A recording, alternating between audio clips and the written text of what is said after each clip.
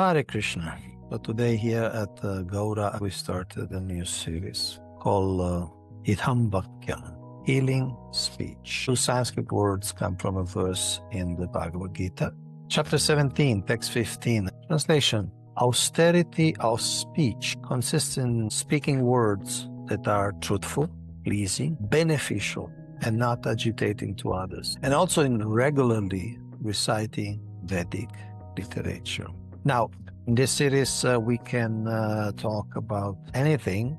Hopefully, this speech, these talks will be healing, beneficial. Certainly, we will try our best to keep them truthful. So, we want to start to analyze this verse. And the word hitam, hitam means beneficial. And of course, vakyam means words, speech. So, the idea is that we need to control our senses. For progress in life, any progress, material or spiritual, we need to control our mind and senses. And the urge to speak is one of the most fundamental human weaknesses, most fundamental human tendencies, but also human weaknesses. So both in many different literature, Vedic literature or yogic literature, it's enjoined.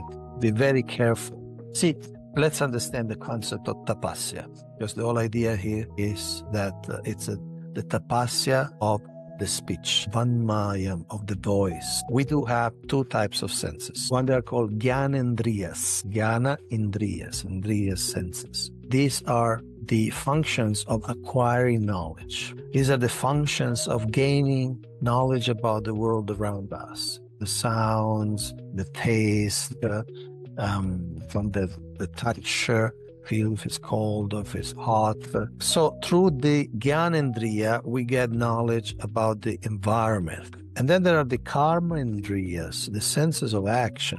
Those are organs that allow us to interact with the world and to affect the world.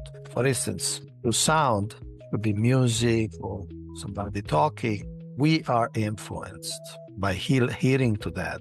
But then when we speak, we influence others. And by influencing others, we influence their karma, we influence their consciousness, and we become responsible. Therefore, it's essential to control, because it's a very powerful weapon, we could say, if it's used negatively. It's a very powerful function in the human being, especially in the human being, because there is so much variegatedness. General humans have animals have a much limited vocabulary or expression. How much can a dog express? But we could say so many things about so many subjects. And if this, what we express, what we produce, the sound we produce is not positive, it's not beneficial, it's not progressive for us and for others, then we become entangled. Therefore, tapasya. Why it's important, tapasya? Tapasya comes from the root tapa, which also means heat. Why heat? Because heat burns. So we have certain karmic trajectories, certain karmic tendency, inclinations, and if we just passively abandon ourselves to those trajectories, it's very hard to grow in life. We just remain where we are. We can actually go down. So austerity allows us to improve. So anytime we want to say something negative or useless and we don't, that burns some of the karma. That helps us control and channel that tendency to just say something useless. So tapasya speech. And of course, the idea is to develop a habit, develop a taste to say only positive things, only useful things, spiritual things, or even if material, things which are useful, things which are not a waste of time, things which are not gramya katha, meaning just talking about the village news, real content intellectually or psychologically, not positive content. So tapasya, this is a humble invitation, a humble reminder for ourselves to use this tapasya. Speak with some content can be useful.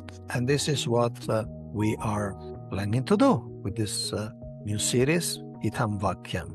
So you're most welcome. You're most welcome to ask questions, and we will try our best, give some answer. Thank you very much. Hare Krishna.